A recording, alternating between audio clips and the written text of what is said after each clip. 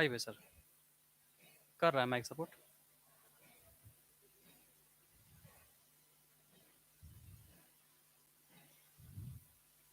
Start कर देते हैं सर, है ना? है माइक सपोर्ट किया सर? हाँ, हो गया।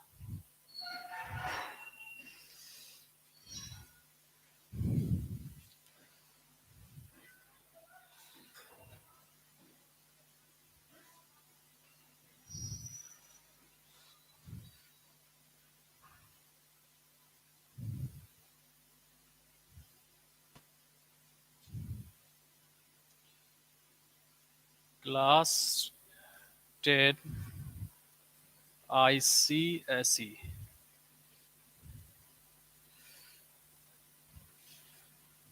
CSE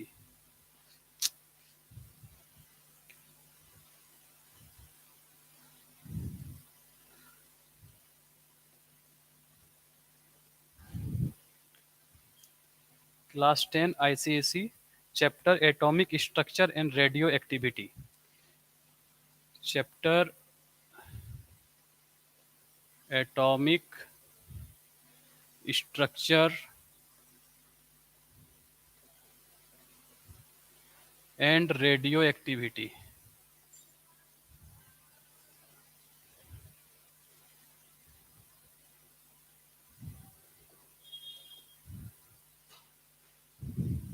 ऐसे ही चैप्टर जो है केमिस्ट्री का है, लेकिन आईसीएसई बोर्ड में क्लास 10 में ये चैप्टर दिया हुआ है सर। उसमें उसमें सीधा आ रहा है सर। अच्छा अच्छा,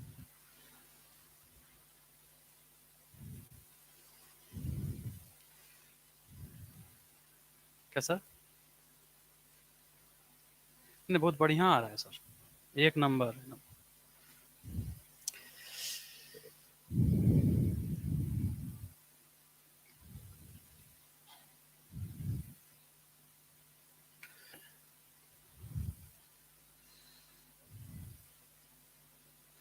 सिर्फ हम चैप्टर का बात करेंगे, जिसमें से आपका एटम सब atomic structure and radio activity में बहुत ज़्यादा नहीं पढ़ना है आईसीएसई वाले को।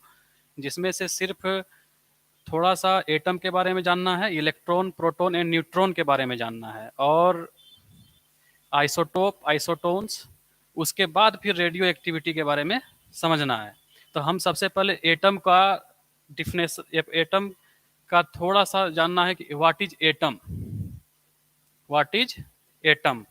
तो it is made up of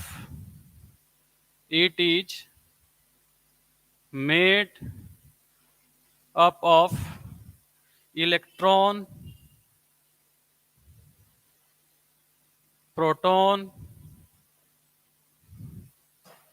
and neutron. It is made up of electron proton and neutron. इसमें जो भी देखेगा सब हमको पहचानता ही है, इसलिए आज हम शुरू ही कर रहे हैं, इसलिए थोड़ा हमको इस पे सीखने में टाइम लगेगा, इसलिए थोड़ा सा मैनेज करना। फिर हम जब इस पे पूरे अच्छे से लिखने, आज जब इस पे हम पूरा अच्छा से लिखने समझ जाएंगे तब लिखेंगे बढ़िया से। अभी जैसे लिख रहे हैं इसको समझना। तो atom, it is made up of electron proton and neutron. तो थोड़ा सा इलेक्ट्रॉन के बारे में पहले समझना है। इलेक्ट्रॉन, इलेक्ट्रॉन में मास of electron, mass of electron 9.1 into 10⁻⁻31 kg। Mass of electron 9.1 into 10⁻⁻31 kg। Electron और प्रोटॉन पे चार्ज जो है 1.6 इंटू 10⁻⁻19 कूलम भी होता है, लेकिन इलेक्ट्रॉन निगेटिवली चार्ज पार्टिकल है, तो इलेक्ट्रॉन में निगेटिव लगाएंगे और प्रोटॉन में पॉजिटिव लगाएंगे। तो चार्ज इलेक्ट्रॉन पे -1.6 into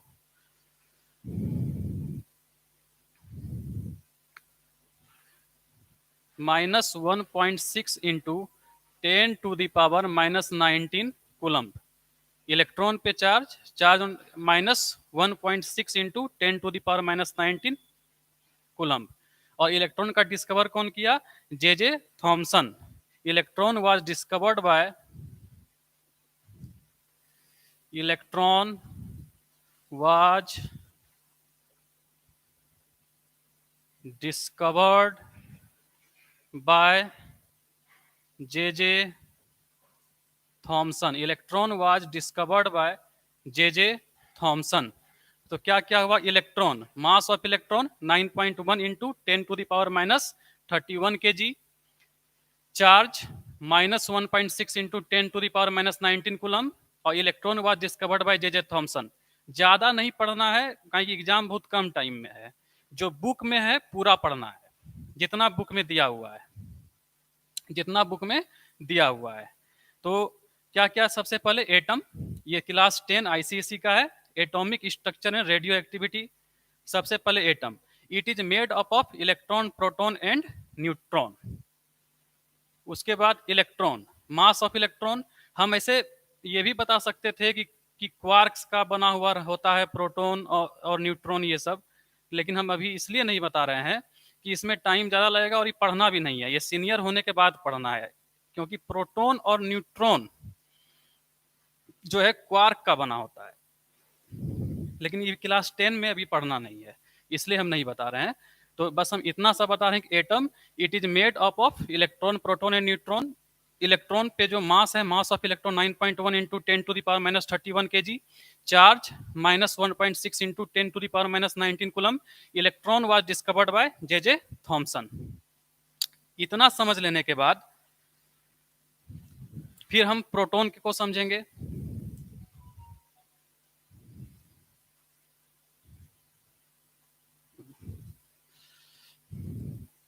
proton,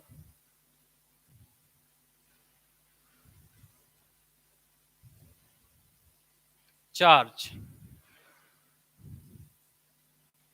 +1.6 into 10⁻19 coulomb, mass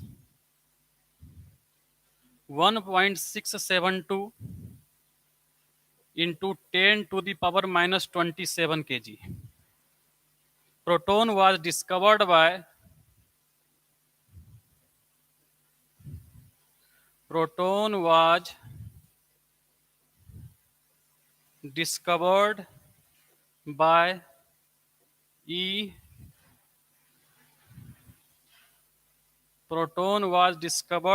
E. Goldstein and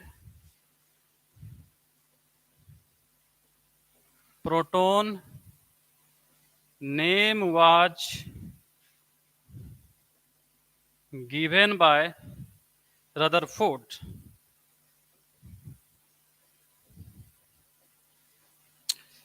proton के बारे में इतना सा समझ लेना है कि प्रोटॉन पे जो चार्ज होगा +1.6 इंटू 10⁻19 कूलम होगा, मास 1.672 इंटू 10⁻27 kg होगा। Proton was discovered bye E. Goldstein and proton name was given by Rutherford. इसका मतलब हुआ इतना, बस याद, सिर्फ एग्जामिनेशन पॉइंट ऑफ व्यू से पढ़ना है। Proton charge +1.6 into 10⁻19 coulomb, mass 1.672 into 10⁻27 kg। Proton was discovered bye E. Goldstein and proton name was given by Rutherford. अगर प्रोटॉन का डिस्कवर पूछेगा तो E. गोल्डस्टीन। प्रोटॉन कौन का डिस्कवर कौन किया, डिस्कवरी ऑफ प्रोटॉन अगर पूछे तो E. गोल्डस्टीन। अब प्रोटॉन नाम कौन रखा, तब क्या होगा? रदरफोर्ड। ये दोनों बात को ध्यान में रखना है, गलती नहीं करना है एग्जाम में। Proton was discovered bye E. Goldstein and proton name was given by Rutherford. यहाँ तक क्लियर है? इस मतलब इसमें समझना क्या है, इसको तो याद करना है कि प्रोटॉन पे चार्ज +1.6 इंटू 10⁻19 कूलम, मास 1.672 इंटू 10⁻27 kg। डिस्कवरी के बारे में पूछे तो E. गोल्डस्टीन। अब प्रोटॉन नेम कौन रखा, तो रदरफोर्ड।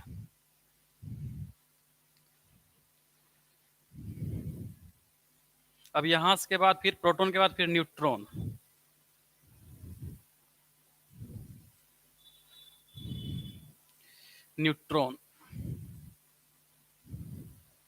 न्यूट्रॉन जो है वो न्यूट्रल होता है, न्यूट्रॉन पे कोई चार्ज नहीं होता है। न्यूट्रॉन पे चार्ज जो है वो 0, मास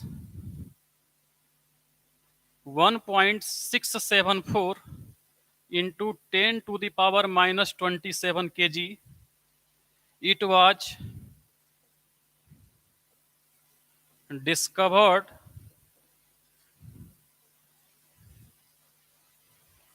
it was discovered by James Chadwick.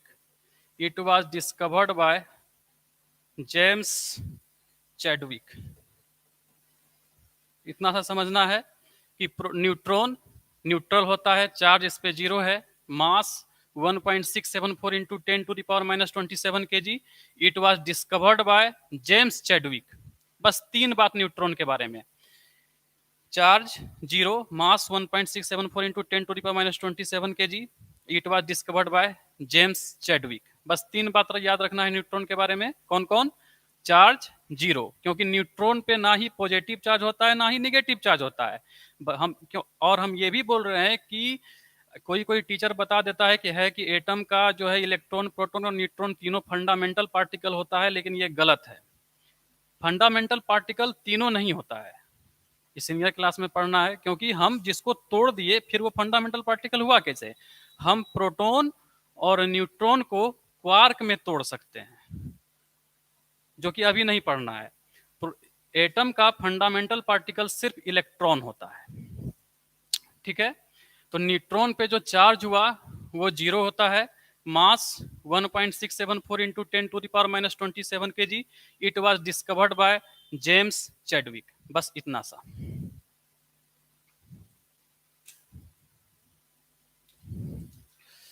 अब थोड़ा सा कंपेयर करके दिखाते हैं.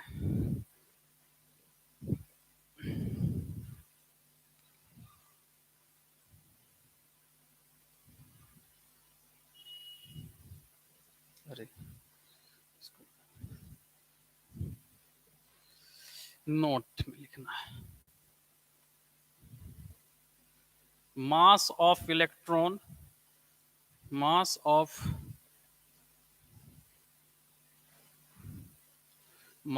Electron 9.1 into 10 to the power minus 31 kg. Mass of proton 1.672 into 10 to the power minus 27 kg. Mass of neutron 1.674 into 10 to the power minus 27 kg. तो mass of electron 9.1 into 10 to the power minus 31 kg. Mass of proton 1.672 into 10 to the power minus 27 kg. Mass of neutron 1.674 into 10 to the power minus 27 kg. अब देखना है कि सबसे कम मास किसका है. तो सबसे कम मास है, तो हम यहां से पहले हम कंपेयर करेंगे. ये है 9.1 into 10 to the power minus 31 kg. तो माइनस में जो जितना ज्यादा होता है उतना छोटा होता है. तो ये जो है सबसे कम मास किसके पास हुआ? इलेक्ट्रॉन के पास. उसके बाद ये दोनों में फिर हमको देखना है, ये दोनों तो सेम हो गया, ये भी माइनस 27, ये भी 10 टू दी पावर माइनस 27. अगर ये दोनों में देखा जाए तो उसके बाद कौन, ये दोनों में कौन छोटा हुआ? 1.672 या 1.674. तो इसमें छोटा हो गया 1.672, उसके बाद 1.674. तो सबसे पहले लिखना है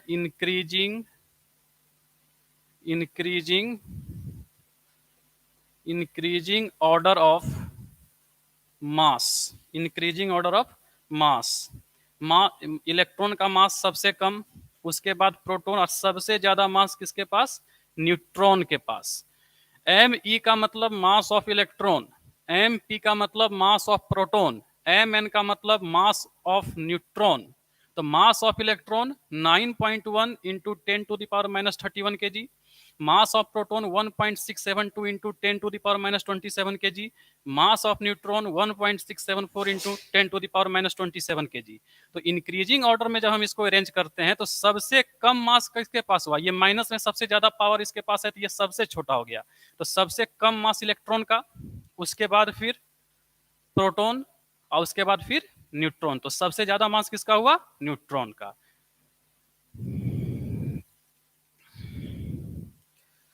उसके बाद हम फिर एटम का स्ट्रक्चर समझेंगे, एटम का स्ट्रक्चर, स्ट्रक्चर, एटम का स्ट्रक्चर। तो ये हुआ न्यूक्लियस और इसके चारों तरफ ऑर्बिट। तो ये न्यूक्लियस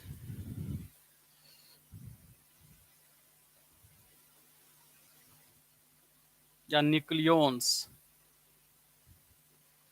अगर हम प्रोटॉन और न्यूट्रॉन को एक साथ बोलें तो, और ये इसको बोलते हैं ऑर्बिट या सेल, ऑर्बिट या सेल। इसमें होता है इलेक्ट्रॉन। तो सबसे पहले हम क्या देखें, ये एटम का ये स्ट्रक्चर है। इसमें यहाँ पे क्या होगा, यहाँ पे होगा प्रोटॉन और न्यूट्रॉन। क्या होगा, प्रोटॉन और न्यूट्रॉन। और प्रोटॉन और न्यूट्रॉन कहाँ होता है, न्यूक्लियस में। तो वही हम यहाँ पे दिखा दिए कि ये जो है स्ट्रक्चर ऑफ एटम में इस सेंट्रल पार्ट में को न्यूक्लियस बोलते हैं। न्यूक्लियस में होता है प्रोटॉन और न्यूट्रॉन, और प्रोटॉन और न्यूट्रॉन में न्यूक्लियस हुआ, और प्रोटॉन और न्यूट्रॉन को एक साथ हम न्यूक्लियॉन्स भी बोल देते हैं। अब प्रोटॉन और न्यूट्रॉन किसका मिलकर बना होता है, क्वार्क का। क्वार्क का डिस्कवर कौन किए थे, जेलमैन। कौन किए थे क्वार्क का डिस्कवर, जेलमैन किए थे। ठीक है, यहां तक समझ में आया। एटम, एटॉमिक स्ट्रक्चर, एटम का स्ट्रक्चर इसी तरह। इस सेल को ये के बोलते हैं, आगे हम अभी पढ़ाएंगे, के एल एम एन, इस तरह से पढ़ाएंगे। अभी हम सिर्फ बता रहे हैं कि ये इसको बोलते हैं ऑर्बिट। ये हो गया ऑर्बिट, के ऑर्बिट। नेक्स्ट वाला एल ऑर्बिट, फिर हम बना देंगे, वो हो जाएगा एम ऑर्बिट। फिर वो बना देंगे हम, वो हो जाएगा एन ऑर्बिट। ये हो गया ऑर्बिट या सेल। ऑर्बिट या सेल में क्या होता है, इलेक्ट्रॉन होता है। ऑर्बिट या सेल में क्या होता है, इलेक्ट्रॉन। और न्यूक्लियस में क्या होता है, प्रोटॉन और न्यूट्रॉन। और प्रोटॉन और न्यूट्रॉन को एक साथ क्या बोलेंगे, न्यूक्लियॉन्स। प्रोटॉन और न्यूट्रॉन को एक साथ क्या बोलेंगे, न्यूक्लियॉन्स। ठीक है,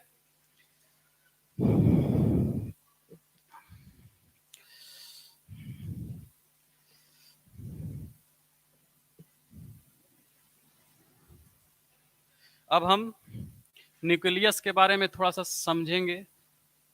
nucleus, nucleus it is made up of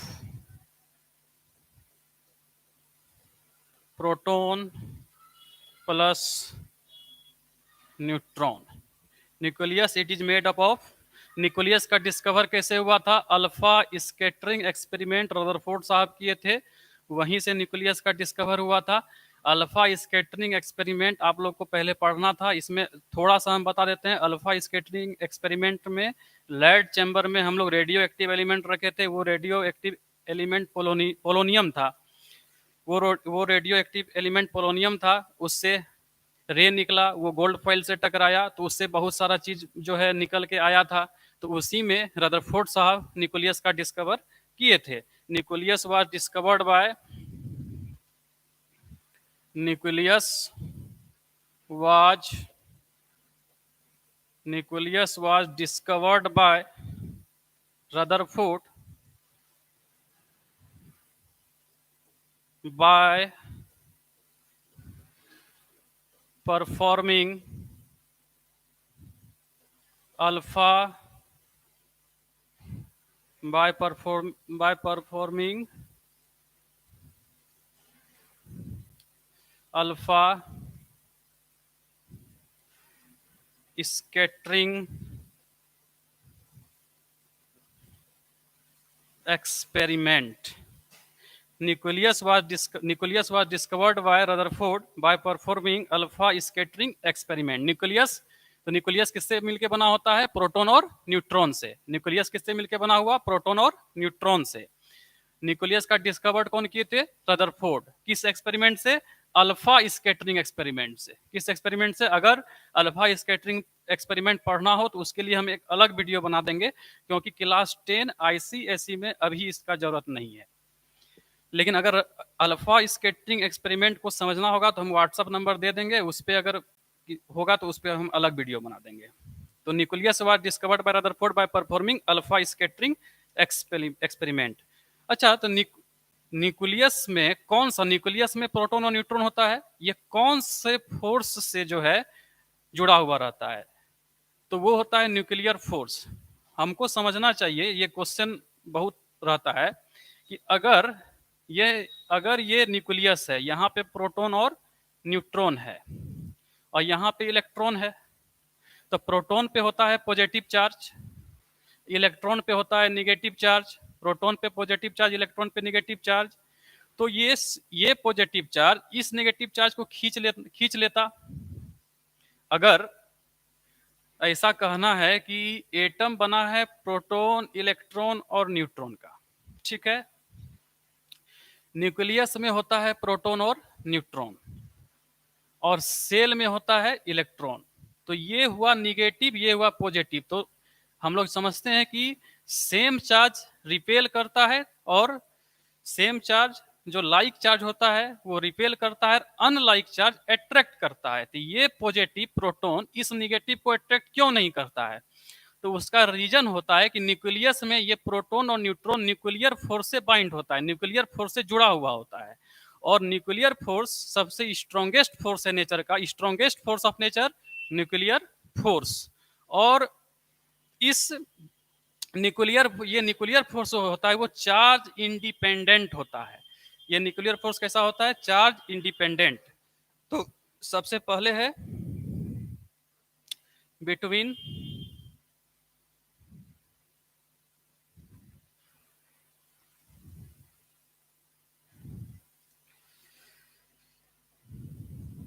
between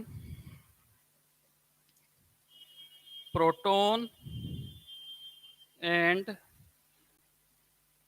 neutron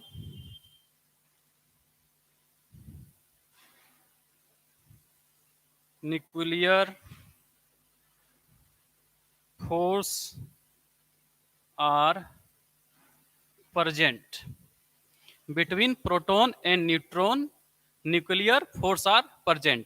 अभी हम न्यूक्लियर फोर्स को जो है एक्सप्लेन कर देते हैं कि न्यूक्लियर फोर्स, सबसे पहले अगर यहां तक समझ में आ गया होगा, nucleus it is made up of proton and neutron. Nucleus was discovered bye Rutherford by performing alpha scattering experiment between proton and neutron. सबसे पहले कि न्यूक्लियस में क्या क्या होता है, प्रोटॉन और न्यूट्रॉन मिलके न्यूक्लियस बना यार। प्रोटॉन और न्यूट्रॉन को न्यूक्लियॉन्स भी बोलते हैं। अगर प्रोटॉन और न्यूट्रॉन को एक साथ बोले तो वो न्यूक्लियॉन्स हो जाता है। और nucleus was discovered bye Rutherford by performing alpha scattering experiment. फिर अगला है कि न्यूक्लियस का डिस्कवर कौन किया, रदरफोर्ड किए। किस एक्सपेरिमेंट से, तो अल्फा स्कैटरिंग एक्सपेरिमेंट से। और प्रोटॉन और न्यूट्रॉन में प्रोटॉन और न्यूट्रॉन किस फोर्स से जुड़ा होता है, न्यूक्लियर फोर्स से। तभी हम न्यूक्लियर फोर्स को एक्सप्लेन कर देते हैं।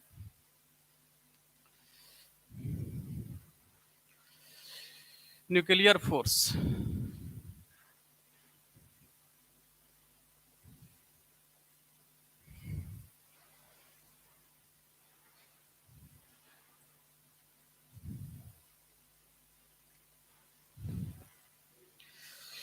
न्यूक्लियर फोर्स सबसे पहला ये स्ट्रॉन्ग होता है। नेचर का सबसे स्ट्रॉन्ग फोर्स न्यूक्लियर फोर्स। दूसरा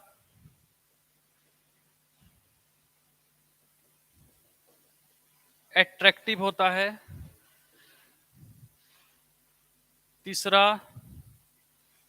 शॉर्ट रेंज फोर्स होता है। और 4 नंबर पे चार्ज इंडिपेंडेंट होता है। उसके बाद है strongest force of nature nuclear force.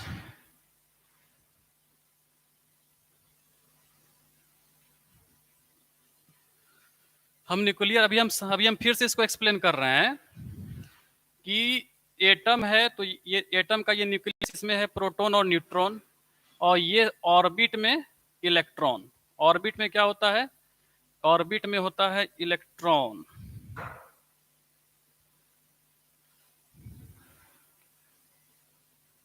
Orbit में होता है इलेक्ट्रॉन। तो मेन बात है कि प्रोटॉन पे है पॉजिटिव चार्ज और इलेक्ट्रॉन पे है निगेटिव चार्ज, अनलाइक चार्ज है, इसको इसको अट्रैक्ट कर देना चाहिए, यानी ये इलेक्ट्रॉन यहाँ अट्रैक्ट होना चाहिए था, लेकिन होता क्यों नहीं है? इसका रीजन है nuclear force. Nuclear force charge independent होता है। हम यहाँ क्या लिखे हैं कि न्यूक्लियर फोर्स जो है वो चार्ज इंडिपेंडेंट होता है, कि कौन सा चार्ज है, पॉजिटिव है निगेटिव है, इसको उससे कोई मतलब नहीं है। इसलिए बोल रहे हैं कि ये प्रोटॉन इलेक्ट्रॉन को अपने तरफ अट्रैक्ट नहीं कर पाता है। उसका रीजन है कि प्रोटॉन और न्यूट्रॉन जिस फोर्स से जुड़ा होता है उस फोर्स का नाम है न्यूक्लियर फोर्स। और ये न्यूक्लियर फोर्स चार्ज इंडिपेंडेंट है, मतलब कि चार्ज डिपेंडेंट नहीं है, इंडिपेंडेंट है। चार्ज इंडिपेंडेंट का मतलब हो गया कि इसको कोई भी चार्ज से मतलब नहीं है। तो इस न्यूक्लियर फोर्स के बारे में सबसे इंपॉर्टेंट हुआ इस सबसे ये कि ये स्ट्रॉन्ग फोर्स होता है, ये अट्रैक्टिव होता है, शॉर्ट रेंज पे होता है, पूरा लॉन्ग रेंज पे नहीं होता है। जैसे ग्रेविटेशनल फोर्स जो है ये सबसे वीकेस्ट फोर्स है नेचर का, लेकिन ये सब जगह वैलिड है। और ये जो न्यूक्लियर फोर्स है ये सबसे स्ट्रॉन्गेस्ट फोर्स है, लेकिन ये शॉर्ट रेंज फोर्स है। बहुत ज्यादा अगर यही एटम बहुत बड़ा हो जाता तो वहां पे फिर ये फोर्स नहीं लग पाता। ये बहुत कम रेंज का फोर्स है, शॉर्ट रेंज फोर्स है। और क्या होता है, चार्ज इंडिपेंडेंट होता है। और इस नेचर का सबसे स्ट्रॉन्ग फोर्स जो है वो न्यूक्लियर फोर्स है। इस नेचर का सबसे स्ट्रॉन्ग फोर्स न्यूक्लियर फोर्स। अगर कोई पूछ दे कि स्ट्रॉन्गेस्ट फोर्स ऑफ नेचर, तो न्यूक्लियर फोर्स। अभी है ना sir time?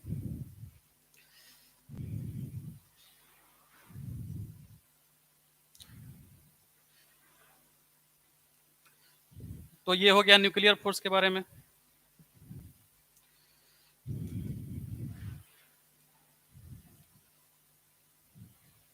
In nucleus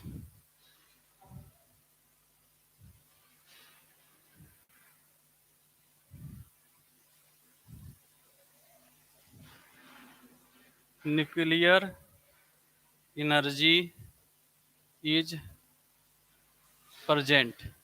in nuclear energy is present, मतलब न्यूक्लियस में कौन सा होता है, nuclear energy.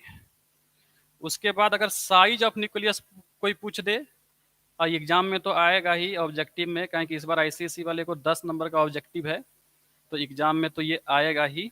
Size of nucleus, size of nucleus 10 to the power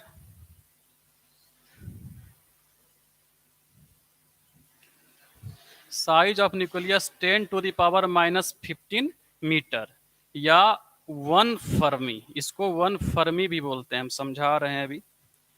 फिर एसआई यूनिट ऑफ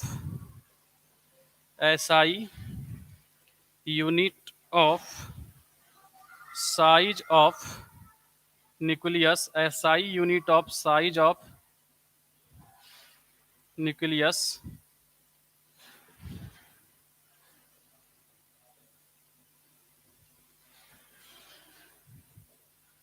फर्मी। तो अगर साइज ऑफ न्यूक्लियस एग्जाम में आए तो 10 टू द पावर -15 मीटर, और 1 fermi equal to 10 to the power -15 metre होता है। तो इसलिए ऑब्जेक्टिव में ऑप्शन में कुछ भी हो सकता है। जैसे साइज ऑफ न्यूक्लियस आया तो आप लोग 10 टू द पावर -15 मीटर दे सकते हैं। 10 टू द पावर -15 मीटर 15 है ये। या अगर ऑप्शन में 1 फर्मी भी दे सकता है तो वहां 1 फर्मी देना है, या दोनों दे सकता है। जैसे option A 10 to the power -15 metre, option B 1 fermi, option C both A and B, और option D none of these. तो उस समय ऑप्शन सी सही होगा, बोथ ए एंड बी, क्योंकि size of nucleus 10 to the power -15 metre भी सही है और 1 फर्मी भी सही है, क्योंकि 1 fermi equal to 10 to the power -15 metre होता है। उसके बाद है SI unit of size of nucleus. अगर साइज ऑफ न्यूक्लियस का एसआई यूनिट पूछे तो फर्मी। अगला टॉपिक क्या है फिर, ऑर्बिट, पेज नंबर 3।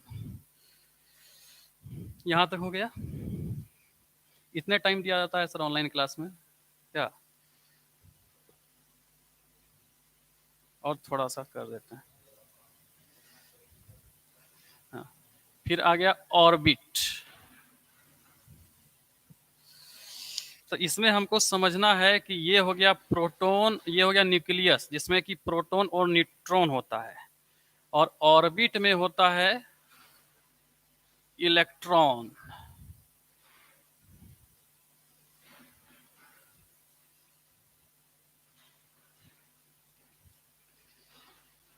तो इसके बारे में भी हमको समझना है कि ये हो गया न्यूक्लियस, पहले हम समझा चुके हैं, और ये है सेल या ऑर्बिट। इसको पहला सेल को के सेल बोलेंगे, फिर ये एल सेल, फिर ये एम सेल, फिर ये N cell.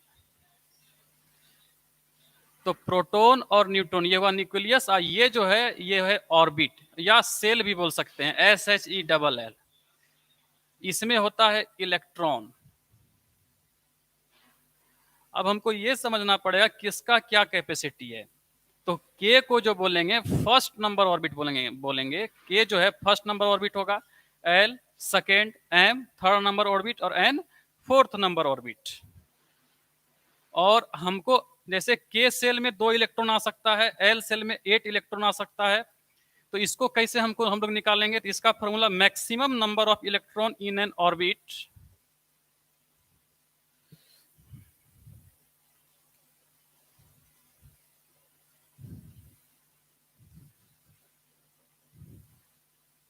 Maximum number of electron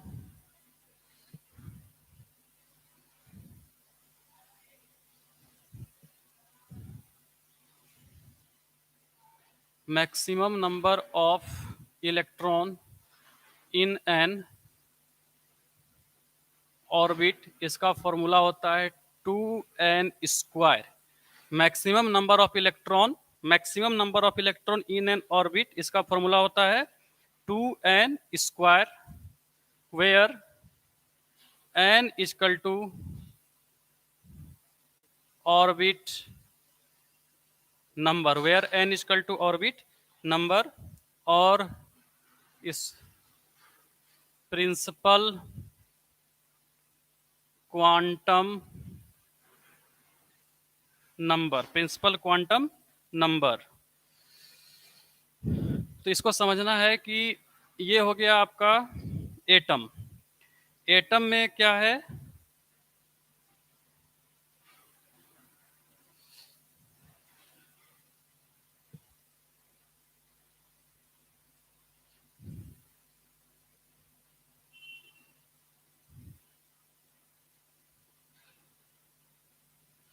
atom, atom के न्यूक्लियस में क्या होता है? प्रोटॉन और न्यूट्रॉन। एटम के न्यूक्लियस में प्रोटॉन और न्यूट्रॉन। और यहाँ पे कौन सा ऑर्बिट है? ये K orbit, L orbit, M orbit, ये एन ऑर्बिट। ये फर्स्ट नंबर ऑर्बिट, ये सेकेंड नंबर ऑर्बिट, ये थर्ड नंबर ऑर्बिट, ये फोर्थ नंबर ऑर्बिट। तो के ऑर्बिट में का कैपेसिटी 2 इलेक्ट्रॉन का है, एल का 8 का है, एम का 18 का है, एन का 62 का है। तो इसको कैसे समझेंगे? तो इसके लिए एक फॉर्मूला है कि maximum number of electron in N orbit equal to 2n²। Maximum number of electron in N orbit equal to 2n², where n equal to orbit number और principal quantum number, where n equal to orbit number और principal quantum number. तो उसके बाद हम के का capacity समझेंगे। के का कैपेसिटी कैसे निकालेंगे? यहाँ नहीं आ रहा है, यहाँ तक अगर लिख लिए हैं तो हो गया यहाँ तक।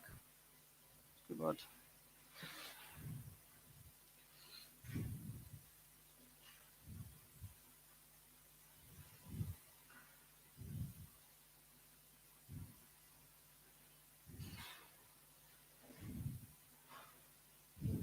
जैसे के सेल का कैपेसिटी हमको पता करना हो, तो के सेल में n इक्वल टू हो जाएगा 1। के सेल में n इक्वल टू हो जाएगा 1। अगर के सेल का कैपेसिटी पता करना हो तो के सेल में n equal to n। Formula क्या है? 2n²। तो 2 और n का वैल्यू क्या हो जाएगा? के सेल है तो ये फर्स्ट नंबर ऑर्बिट है, इसलिए n का वैल्यू 1, तो 1 का स्क्वायर। तो 2 इंटू 1 का स्क्वायर 1, तो 2 इंटू 1 2। तो के सेल का कैपेसिटी कितना हो गया? 2। क्योंकि सेल का कैपेसिटी निकालने का फॉर्मूला 2n² और n क्या है, ऑर्बिट नंबर, के first number orbit, l second number, m third number, n fourth number. तो फॉर्मूला है 2n²। हमको k सेल का कैपेसिटी निकालना है, तो k सेल का कैपेसिटी निकालना है तो k फर्स्ट नंबर ऑर्बिट हुआ, इसलिए n इक्वल टू 1 और फॉर्मूला 2n²। तो 2 इंटू 1 का स्क्वायर 1, तो 2 इंटू 1 2, तो k सेल का और कैपेसिटी हो गया 2 इलेक्ट्रॉन रखने का। उसके बाद हम l सेल का बता देते हैं।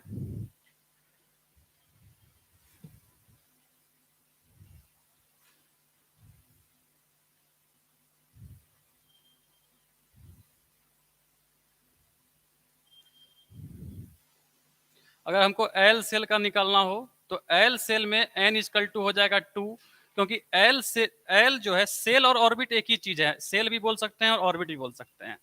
तो एल ऑर्बिट जो हुआ वो 2 नंबर हुआ, इसलिए यहाँ n इक्वल टू 2 और फॉर्मूला क्या होता है 2n²। तो 2 इंटू 2 का स्क्वायर, 2 इंटू 2 का स्क्वायर 4,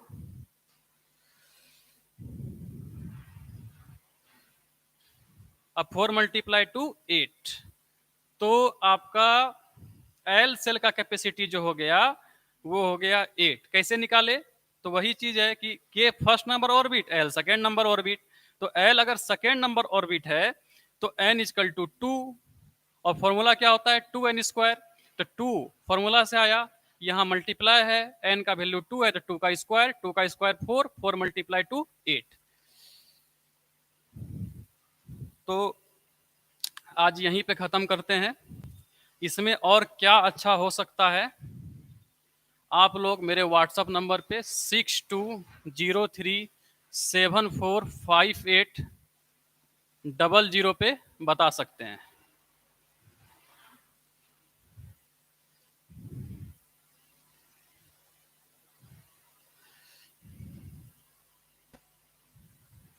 आप हमको 6203745800 पे आप हमको बता सकते हैं कि और हम इसमें और क्या अच्छा कर सकते हैं और क्या आप लोग को प्रॉब्लम हुआ। अगर कोई भी सब्जेक्ट में कहीं प्रॉब्लम है तो आप व्हाट्सएप पे हमसे क्वेश्चन भी पूछ सकते हैं। मेरा मेरा जो है कहलगांव में कोचिंग चलता है और हम होम ट्यूशन भी देते हैं। तो इस नंबर पे आप हमसे प्रॉब्लम व्हाट्सएप पे करके पूछ सकते हैं। हो गया सर, खत्म कर दीजिए। हाँ, बंद कर।